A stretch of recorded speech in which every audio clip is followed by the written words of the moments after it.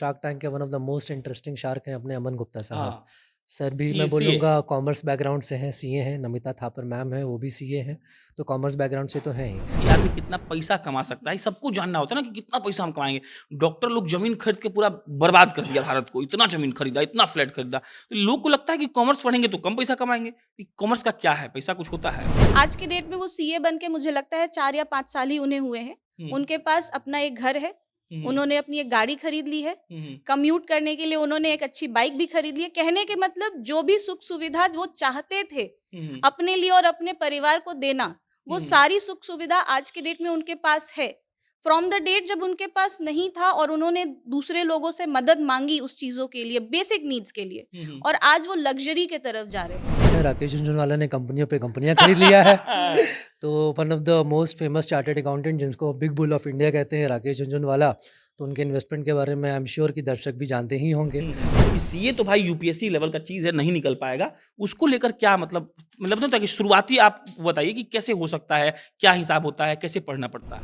पैसे के बारे में अगर हमें जानकारी चाहिए कि पैसे आते कहाँ से हैं, किस तरीके से पैसे को मैनेज करना है, किस तरीके से पैसे को मल्टीप्लाई किया जा सकता है एफर्ट से, ये सारी बातें हम कॉमर्स के अंदर पढ़ते हैं। सीएफए को हम लोग यहाँ पे इन्वेस्टमेंट बैंकिंग का गेटवे कहते हैं, हुँ, हुँ। ठीक है? तो इन कोर्सेज़ में एकदम कोर फाइनेंस का नॉलेज उनको मिलेगा, तो उनको वो सारी टेक्निकल नॉलेज आ जाएँगी जिसके फील्ड से वो इन्वेस्टमेंट बैंकिंग की तरफ मूव कर सकता है। ये तो हुँ, एक पार्ट हुआ। हुँ, फिर जैसा कि मैम ने बताया सीए, अब सीए इंडिया में सीए का प्रोफाइल में बहुत सारे ऑप्शंस आ जाते हैं, बहुत सारे कोर्सेज़, बहुत सारे उनके पास ब्रांचेज़ खुल जाते हैं। सीए का एक-एक सब्जेक्ट अपने में स्पेशलाइज़ेशन की तरह काम करता है। हुँ, तो स्टूडेंट चाहे तो प्रोफेशनल कोर्स की तरफ मूव कर सकता है। कॉमर्स में ज़रूरी नहीं है मैथमेटिक्स एक अच्छा एड होता है, बेनिफिशियल होता है अगर कोई फाइनेंशियली बिल्कुल ही जानना चाहता है, जैसे इन्वेस्टमेंट बैंकर हमने कहा। हुँ। इसमें मैथमेटिक्स का रोल होता है।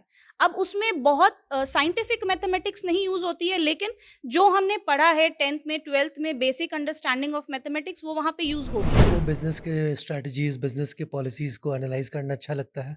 अगर आपको बिज़नेस के फ़ील्ड में प्लानिंग करनी अच्छी लगती है, तो फिर आप कॉमर्स की तरफ अपना करियर बना सकते हैं। इस बात से फ़र्क नहीं पड़ता कि आपके मार्क्स क्या थे, आपको अगर मैथ्स पसंद है, आपको नंबर्स लगते हैं कि आप नंबर्स के साथ बात कर सकते हैं, तो फिर डेफ़िनेटली आपको कॉमर्स लेना चाहिए था। प्रेजेंटिंग पढ़ाई लिखाई। किसी बड़े नेता और किसी बड़े महापुरुष को जब आप मंच पर खड़े होकर भाषण देते हुए सुनेंगे, तो साहब के मुंह से बस एक ही बात निकलेगा कि अगर आप चाहते हैं कि आपके देश का, आपके राज्य का, आपके जिले का, आपके गांव का, आपकी पंचायत का विकास हो, तो आपको शिक्षित होना पड़ेगा। शिक्षा वो हथियार है जिसको लेकर कहा जाता है कि अगर शिक्षा किसी के पास हो, तो वो इस दुनिया में कुछ भी हासिल कर सकता है। और हमने सोचा कि चलिए अब जनता जंक्शन के माध्यम से आप लोगों के साथ भी कुछ शिक्षा की बातें साझा की जाए। हमने सोचा कि एक नया सेगमेंट शुरू किया जाए जिसका नाम रखा जाएगा पढ़ाई लिखाई, और इस पढ़ाई लिखाई में हम आपको मिलवाएंगे नए नए शिक्षकों से, उन लोगों से जो शिक्षा के क्षेत्र में बेहतर काम कर रहे हैं, उन लोगों से जो आपको अच्छी सलाह और अच्छी राय दे सकते हैं, उन लोगों से जिनको पता है कि आपको अपने जीवन में शिक्षा का सहायता लेकर क्या करना चाहिए। बाकी यह आपको पढ़ाई लिखाई का पहला एपिसोड मिलेगा। यह होगा कॉमर्स पर, वो सेक्शन जिसको लेकर कहा जाता है कि 10वीं के बाद जब बच्चे को चुनने के लिए कहा जाता है, तो वो बच्चा क्या चुने इसको लेकर वो बहुत कंफ्यूज रहता है। हमने सोचा कि चलिए उस पर ही बात की जाए, ताकि 10वीं के बाद जो बच्चे करना चाहते हैं, आखिर क्या करना चाहते हैं, और जो कंफ्यूजन उनके दिमाग में रहता है वो दूर हो जाएगा। हमने सोचा कि पहले इसकी शुरुआत करते हैं और उसके बाद धीरे धीरे आपको नए एपिसोड्स दिखाते जाएंगे, जिसमें आपको सिर्फ कॉमर्स ही नहीं बल्कि शिक्षा जगत से जुड़ी सारी जानकारियां मिलेंगी, और आपको मालूम चलेगा कि देखिए अगर आप कुछ भी करना चाहते हैं तो इस दुनिया में सब कुछ का उपाय है, लेकिन वो रास्ता जो आप कभी नहीं देख पाते हैं या कोई दिखा नहीं पाता है, तो वो जनता जंक्शन के थ्रू आपको आज से देखने को मिलेगा। बहरहाल हमारे बाएं तरफ प्रशांत बैठे हुए हैं, हमारी दाहिने तरफ पल्लवी बैठी हैं, और आज अपन बात करेंगे कॉमर्स के बारे में। और कॉमर्स यानी कि 10वीं के बाद आने वाला एक ऐसा पक्षी जिसके बारे में लोग जानते भी हैं, नहीं भी जानते हैं, लेकिन उतना डीपली तो हमको लगता है कि नहीं जानते होंगे। पल्लवी, कॉमर्स 10वीं के बाद चुना जाता है, साइंस कॉमर्स आर्ट्स। गांव में एक बहुत प्रसिद्ध कहावत है कि जिसको नंबर आएगा 85% से ऊपर वो बच्चा है बहुत तेज, और तेज बच्चा होता है साइंस के लायक, उससे कम कॉमर्स, और सबसे जो घटिया है जो हम हैं वो हम आर्ट्स से पढ़े थे। तो क्या है, मतलब कॉमर्स क्या है, कॉमर्स किसको चुनना चाहिए, क्या वाकई में ऐसा है कि जो 85% के ऊपर लाया वो साइंस ही लेगा, कॉमर्स नहीं ले सकता है, और ये है क्या? पहले तो आपको बहुत-बहुत बधाई इस सेगमेंट को शुरू करने के लिए। कि बच्चों को जो कन्फ्यूजन होता है 10th स्टैंडर्ड के बाद कि क्या पढ़ें, कॉमर्स के अंदर जाएँ, साइंस के अंदर जाएँ, इस कन्फ्यूजन को दूर करने के लिए आपने ये जो सेगमेंट शुरू किया, उसके लिए आपको बहुत बधाई। दूसरा जो आपका सवाल है, उसके लिए मैं एक खुद ही सैंपल हूँ, क्योंकि जब मुझे 10th में नंबर थोड़े अच्छे आ गए थे, तो जब मैंने एडमिशन का फॉर्म भरा था, तो मुझे साइंस के लाइन में भेज दिया गया। ये बोल के कि आपके तो नंबर हैं, आपके अच्छे नंबर हैं, आप साइंस में एडमिशन ले रहे हो। जब मैंने उनको बोला कि नहीं सर, मैं तो कॉमर्स में एडमिशन लेने के लिए आई हूँ, तो पहले मुझे उन्होंने 2 बार देखा कि यार लगता है ये शायद समझ नहीं पा रही है कि कॉमर्स से ज़्यादा अच्छे स्कोप साइंस के अंदर होते हैं। तो उन्होंने मुझे कुछ देर की काउंसलिंग भी दी कि नहीं, साइंस के अंदर तो ये सारे ऑप्शन है, कॉमर्स में क्यों जा रहे हो, तुम्हारे तो नंबर बहुत अच्छे हैं। लेकिन थोड़ी जानकारी थी, मेरे पिताजी की तरफ से थोड़ी जानकारी मुझे दी गई कि कॉमर्स के अंदर में क्या-क्या फ़ील्ड्स हो सकते हैं, क्या-क्या ऑप्शन हो सकते हैं। तो मैंने एक जानकार डिसीज़न लिया था उस समय में कि नहीं, मुझे कॉमर्स के अंदर में जाना है, क्योंकि थोड़ी इंटरेस्टिंग मुझे चीज़ें लगी थी। अब जैसा आपका सवाल था कि कॉमर्स का फ़ील्ड क्या है और उसके अंदर में क्या चीज़ें बेसिक होती हैं जानकारी। तो बहुत सिंपल सी बात है, पैसे के बारे में अगर हमें जानकारी चाहिए कि पैसे आते कहाँ से हैं, किस तरीके से पैसे को मैनेज करना है, किस तरीके से पैसे को मल्टीप्लाई किया जा सकता है एफर्ट से, ये सारी बातें हम कॉमर्स के अंदर पढ़ते हैं। अरे साइंस का मतलब नहीं था कि एक बच्चा हमको लगता है भारत का जानता है कि साइंस मतलब डॉक्टर इंजीनियर, लेकिन हमको लगता है कि बच्चा कॉमर्स माने क्या जाने। आपके पास कुछ ऐसा 4-5 शब्द है क्या? कॉमर्स के अंदर में सिर्फ वाइड फील्ड इतनी बड़ी है, जैसे अगर बहुत सिंपल, बहुत ज़्यादा पॉपुलर आप कहें तो चार्टर्ड अकाउंटेंसी एक ऐसी चीज़ है जो शायद लोग सुनते होंगे, या मान लीजिए सीए। हाँ, हाँ। सीए नहीं भी तो ऑडिटर लोग जानते हैं कि अच्छा ये हम्म। ऑडिट करता है। करेक्ट। ये एक शब्द है जो लोग कॉमर्स के साथ बिल्कुल ही रिलेट कर देते हैं। करेक्ट। इसके अलावा भी बहुत सारे ऐसे फील्ड हैं जो शायद हम लोग नहीं कर पाते आइडेंटिफाई कि ये कॉमर्स से रिलेटेड है। जैसे एक चीज़ होती है इन्वेस्टमेंट बैंकिंग, एक चीज़ होती है स्टॉक मार्केट एनालिस्ट। ये सारे जो हमारे सेगमेंट है, ये सारे सेगमेंट्स हमारे कॉमर्स से ही रिलेटेड हैं। अच्छा प्रशांत जी, कॉमर्स किसको लेना चाहिए? मतलब मान लीजिए कि हम अगर नंबर पे हम बात नहीं करते हैं कि एक बच्चा को 10th में कितना नंबर आया, हम छोड़ देते हैं इसको। लेकिन एक आदमी कॉमर्स कब ले और कैसे किसी को मालूम चले कि उसको कॉमर्स में इंटरेस्ट है? कॉमर्स है क्या? सर, अगर आपको बिज़नेस के स्ट्रैटेजीज़, बिज़नेस के पॉलिसीज़ को एनालाइज़ करना अच्छा लगता है, अगर आपको बिज़नेस के फ़ील्ड में प्लानिंग करनी अच्छी लगती है, तो फिर आप कॉमर्स की तरफ अपना करियर बना सकते हैं। इस बात से फ़र्क नहीं पड़ता कि आपके मार्क्स क्या थे, आपको अगर मैथ्स पसंद है, आपको नंबर्स लगते हैं कि आप नंबर्स के साथ बात कर सकते हैं, तो फिर डेफ़िनेटली आपको कॉमर्स लेना चाहिए था। कॉमर्स में जो फाइनेंस का एस्पेक्ट है, वो तो प्योरली एकदम मैथमेटिकल है। तो उसको अगर कोई स्टूडेंट अगर परस्यू करता है डिस्पाइट ऑफ द फैक्ट कि उसको बिज़नेस में कितना इंटरेस्ट है और उसको मैथ्स में कितना इंटरेस्ट है, तो वो कॉमर्स लिए बिल्कुल वो अच्छा करेगा। कॉमर्स को लेकर कहा जाता है कि मतलब जैसे आपने कहा स्टॉक एनालिस्ट, इन्वेस्टमेंट बैंकिंग, ये सब मतलब अंग्रेजी फ़िल्मों में सुनने को मिलता है और ये जो जैसे बैंकर जो होता है, वो एक मन में फिक्स है कि बहुत पैसा कमाता है। लेकिन ये इन्वेस्टमेंट बैंकर कैसे बनते हैं? 10th में मानिए हमने कॉमर्स लिया, थोड़ा हमको रॉ समझाइए, उसके बाद क्या होगा? कॉमर्स लेने के 11th-12th में हमने अगर कॉमर्स की पढ़ाई की है, हाँ। तो ग्रेजुएशन करेंगे हम अगर बीकॉम से हम ग्रेजुएशन कर सकते हैं। एक ऑप्शन वो है कि हमने ग्रेजुएशन किया और उसके बाद एमबीए करें। एक ऑप्शन तो ये है। दूसरा ऑप्शन होता है हमारे पास कि हमने किसी प्रोफेशनल कोर्स को चुना, जैसे chartered accountancy, cost management accountancy, हमने इन कोर्सेज़ को चुना। दोनों ही तरीके हमारे पास होते हैं जहाँ पे हमें फाइनेंस का नॉलेज पता चलता है, प्रैक्टिकैलिटी भी और थ्योरी भी। जब हमें ये दोनों नॉलेज आता है तो हमारे पास एक बड़ा स्ट्रॉन्ग वेपन होता है कि हम इन्वेस्टमेंट में अपने आप को प्रूव कर सकें। अगर हमने 10th से अपने आप को नहीं देखा कि नहीं, हमें कॉमर्स में नहीं जाना 10th में, लेट्स सपोज किसी ने अगर ग्रेजुएशन कर लिया साइंस से और फिर चाहता है कि हम ग्रेजुएशन के बाद इन्वेस्टमेंट बैंकिंग में जाएं, वो ऑप्शन भी खुला है। वो एमबीए कर सकते हैं फाइनेंस को लेकर के, या फिर वो प्रोफेशनल कोर्स में यहाँ से भी मूव कर सकते हैं। अच्छा इसमें एक सवाल ये हो जाता है कि कई लोग ऐसा है जिसको लगता है कि कॉमर्स मतलब सिर्फ मैथमेटिक्स होता है, जिसका मैथ मान लीजिए वीक हो, उसको मन हो कॉमर्स लेने का और वो इस डर से ना ले रहा हो कि हम 12वीं पास कर ही नहीं पाएंगे, तो क्या?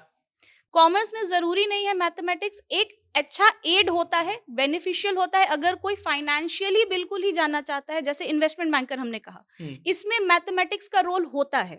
अब उसमें बहुत साइंटिफिक मैथमेटिक्स नहीं यूज़ होती है, लेकिन जो हमने पढ़ा है 10th में, 12th में बेसिक अंडरस्टैंडिंग ऑफ मैथमेटिक्स, वो वहाँ पे यूज़ होगी। अगर किसी को मैथमेटिक्स फील्ड में बहुत ज़्यादा नहीं है इंटरेस्ट, कॉमर्स लेने के बाद भी लोग लॉ की तरफ जा सकते हैं। उसमें कंपनी से रिलेटेड जो हमारे पास एक सेगमेंट है जिसको हम कहते हैं कंपनी सेक्रेटरी, वो CS, ऑप्शन सीएस, हाँ। वो ऑप्शन भी उनके पास बिल्कुल खुला है, जहाँ पे उन्हें पॉलिसीज समझानी है, उन्हें रूल समझना है, उन्हें लॉ समझना है। वहाँ पे मैथ्स का बहुत ज़्यादा रोल नहीं है, बेसिक अंडरस्टैंडिंग ऑफ मैथमेटिक्स काफ़ी होती है उस कोर्स के लिए। अच्छा प्रशांत भाई, कॉमर्स के लिए बच्चा 12th कर लिया, आपका बीकॉम, एमबीए कर लिया, तो ऐसा क्या-क्या ऑप्शंस होता है? मतलब एक एक साथ हम चाहते हैं लाइन में आप 5, 7, 8 गिनवाएँ ताकि लोगों के दिमाग में ये घुसे कि कॉमर्स के बाद ये भी हो सकता है। सर मैं 10th के बाद से स्टार्ट करता हूँ। हाँ, हाँ। जैसे 10th के बाद बच्चा जब कॉमर्स के फील्ड में आता है तो उसको हुँ, जो सब्जेक्ट्स मिलते हैं वो मिलते हैं अकाउंटेंसी, हुँ, बिजनेस स्टडी, नाम ही ये बिजनेस स्टडी, वहाँ पे हम बिजनेस के मैनेजमेंट के बारे में पढ़ते हैं, इकोनॉमिक्स, हुँ, ठीक है, ऑल ओवर इकोनॉमिक के बारे में पढ़ते हैं, इकोनॉमिक्स के बेसिक फैक्टर्स के बारे में पढ़ते हैं। हुँ, अब अकाउंटेंसी में हम लोग ये पढ़ते हैं कि कंपनी का बैलेंस शीट कैसा होता है। हुँ, तो इन्वेस्टमेंट बैंकिंग में एक बहुत इंपॉर्टेंट बात होती है फंडामेंटल एनालिसिस, हुँ, ठीक है, कंपनी का एनालिसिस करना। अगर किसी को कंपनी का मतलब प्रोफाइल देखना है तो उसके बैलेंस शीट को एनालाइज करके वो ये देख समझ सकता है कि कंपनी किस दिशा में जा रही है, हुँ, वो कितनी प्रॉफिटेबल है, उनके पास एसेट्स क्या, और ये बहुत सारे कॉमर्स के टर्म्स हैं, ठीक हुँ, है। तो बच्चा 10th के बाद जब 11th-12th में कॉमर्स पढ़ता है तो उसका एक फाइनेंस की तरफ जो बैकग्राउंड बनता है, जो स्टेज सेट होता है उसके लिए, वो काफ़ी अच्छा होता है। हुँ, फिर एक और कोर्स है जिसके बारे में लोगों को बहुत कम नॉलेज है, जिसको कहते हैं सीएफए।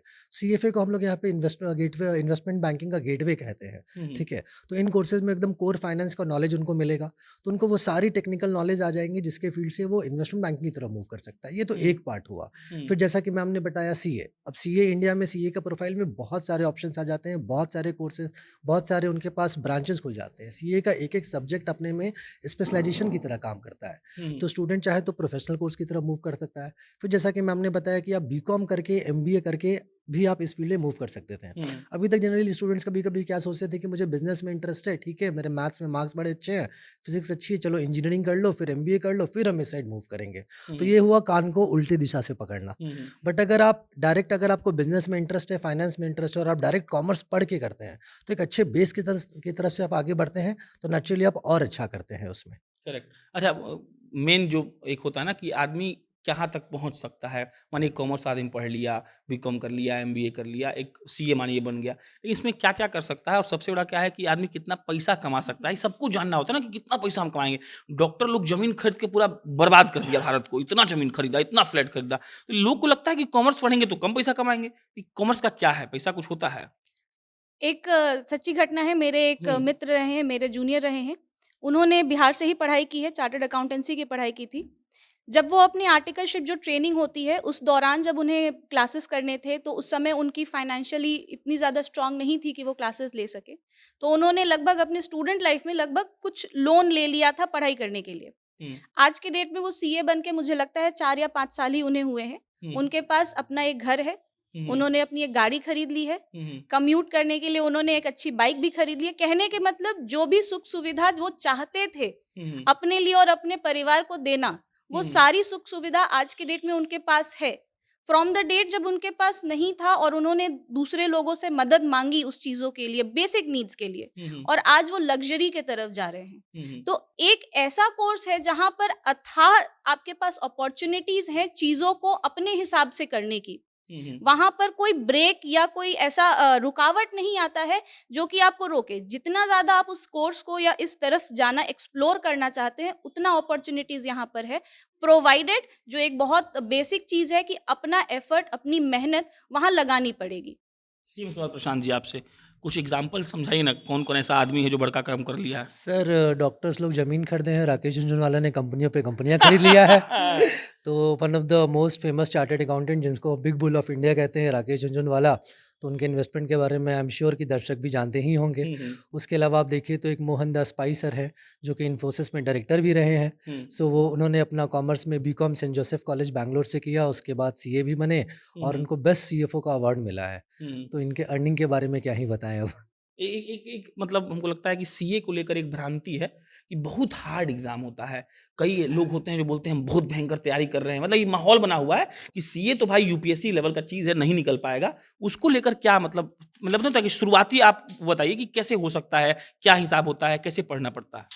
सर देखिए, सीए की पढ़ाई मैं ये नहीं कहूँगी कि मेहनत नहीं है, एक कंसिस्टेंसी है जो कि ज़रूरी है। इसमें भी आपको मैं एक बड़ा जाना-पहचाना एग्ज़ाम्पल देती हूँ। एक हमारे फेलो सीए हैं, जो 10th स्टैंडर्ड में फ़ेल कर गए थे हुँ, और उन्हें सीए फाइनल एग्ज़ाम में रैंक आई है और सीए के एग्जाम में जो फाइनल एग्जाम होता है उसमें हम्म, सिर्फ 50 तक ही रैंक मिलते हैं। हम्म, मतलब 50 के ऊपर वो रैंक देता ही नहीं है। हम्म, उनकी रैंक कुछ 40 या 45 रैंक थी उनकी जब हम्म, उन्होंने सीए फाइनल दिया। तो ऐसा कहीं नहीं है कि कोई बच्चा बचपन से ही बहुत तेज है तो वो सीए बनेगा, बचपन से ही वो बहुत मेहनती है तो वो सीए बनेगा। एक कंसिस्टेंसी है जो उसे लानी पड़ती है अपने पढ़ाई के दौरान। हम्म, अगर वो कंसिस्टेंटली अपने पढ़ाई को कर रहा है तो वो सीए बन जाएगा। उसमें कहीं फिर कोई दो राय नहीं है, कहीं पर कोई डिफिकल्टी नहीं होती है। बस वो एक कंसिस्टेंसी है जो बच्चे को लानी पड़ती है। इसमें एक चीज बताऊंगी कि कहाँ कंसिस्टेंसी बच्चे मिस कर जाते हैं। हम्म, सीए के अंदर में हमारी 3 साल की ट्रेनिंग होती है। हम्म, एक एग्जाम और दूसरे एग्जाम के बीच में लगभग 2.5 साल का गैप होता है। इन 2.5 सालों में बच्चे ट्रेनिंग में तो बहुत अच्छा कर लेते हैं शायद, लेकिन अपनी पढ़ाई की कंसिस्टेंसी भूल जाते हैं। वो कंसिस्टेंसी अगर रहे, इन 3 सालों के दौरान बरकरार रहे, तो किसी भी बच्चे को सीए क्वालिफाई करने से कहीं नहीं रोक सकते। शार्क टैंक इंडिया एक शो आया, शार्क टैंक जी है ना, सर। बर्बाद मतलब बवाल कर दिया, सोशल मीडिया भरा पड़ा है। बिल्कुल, भारत सरकार भी स्टार्टअप को लेकर बहुत ज़्यादा वो है, और स्टार्टअप का मतलब ही होता है इक्विवेलेंट टू बिजनेस। बिल्कुल। तो और कॉमर्स मतलब ही बिजनेस होता है। तो एक आदमी, जब हम लोग बहुत ज़्यादा ग्रो कर रहे हैं, हम डेवलपिंग नेशन हैं, सारा हर राज्य में इस चीज़ को बढ़ावा दिया जा रहा है, कॉमर्स का इसमें कितना रोल है, और कॉमर्स किया हुआ आदमी स्टार्टअप जो चलाता है, जिसको स्टार्टअप भी करना है कुछ, उसका कॉमर्स से क्या कनेक्शन? सर आपने शार्क टैंक का नाम लिया तो शार्क टैंक के one of the most interesting shark हैं अपने अमन गुप्ता साहब। हाँ, सर भी सी मैं सी ए। बोलूँगा कॉमर्स बैकग्राउंड से हैं, सीए हैं, नमिता थापर मैम हैं, वो भी सीए हैं, तो कॉमर्स बैकग्राउंड से तो हैं ही। अब ऐसे समझिए सर जिस तरह से हम लोग इंडस्ट्रियलाइजेशन की तरफ बढ़ रहे हैं और जिस तरह से startup India, make in India campaigns government of India ला रही है और हर एक स्टेट में स्टार्टअप्स को पुश किया जा रहा है, तो वैसे लोग जो बिज़नेस को बेसिक से समझते हैं, वो प्रोफेशनल्स जो कि मैनेजमेंट को समझते हैं, जो मैनेजमेंट में पढ़ाई कर रहे हैं, तो उनके लिए अपॉर्चुनिटीज़ उसके साथ बढ़नी ही बढ़नी है। तो वो सारे प्रोफाइल्स चाहे वो ऑपरेशन रिलेटेड है, मैनेजमेंट रिलेटेड है, फाइनेंस रिलेटेड है, जो कि बिज़नेस के एकदम कोर है। तो उसमें तो कॉमर्स पढ़ने वाले लोगों के लिए हमेशा अपॉर्च्युनिटी थी और ये और बढ़ेगी ही बढ़ेगी। चलिए, बाकी ये पढ़ाई लिखाई का सेगमेंट चलता रहेगा। हम लोग महीने में 2 बार कम से कम इन दोनों से बातचीत करेंगे और आपको ये बताने का प्रयास करेंगे कि अगर आप कॉमर्स के क्षेत्र में कुछ बेहतर करना चाहते हैं तो आपके पास क्या ऑप्शंस है। हम इस सेगमेंट में यही बात करेंगे कि आपको कहाँ कहाँ पढ़ने जाना चाहिए। हम आपको यही बताएंगे कि ये काम कैसे करना चाहिए। हम आपको स्पेशल एक सेगमेंट में बताएंगे, अलग अलग सेगमेंट में, कि इसमें कितना अलग अलग करियर अपॉर्चुनिटीज है और क्या क्या आप करके अपना जिंदगी बना सकते हैं। बाकी ऐसा नहीं है कि ये दोनों कहीं के टीचर हैं, इन लोगों का अपना अपना एक इंस्टीट्यूट है, और अपना इंस्टीट्यूट है तो उसका नाम है कॉमर्स इनसाइट्स। दोनों जो हैं वो कॉमर्स के बच्चों को पढ़ा रहे हैं, सीए बनाते हैं, सीएस भी बनाते हैं और तमाम तरह की कोर्स की तैयारी भी कराते हैं। हम इसलिए इन लोगों से जुड़े ताकि आपको ये बात मालूम चल सके कि कॉमर्स के बारे में आप जो जानना चाहते हैं वो जानकारी आप इनसे ले सकते हैं। स्क्रीन पर आपको इनका फ़ोन नंबर, इनका एड्रेस दिख रहा होगा। बाकी पढ़ाई लिखाई सेगमेंट से आपने क्या सीखा, आपको क्या अच्छा लगा, और अगर आपके पास कुछ सुझाव है तो कमेंट बॉक्स में दे दीजिएगा। मेरा नाम प्रशांत राय है, आप जनता जंक्शन देख रहे थे। बहुत बहुत धन्यवाद।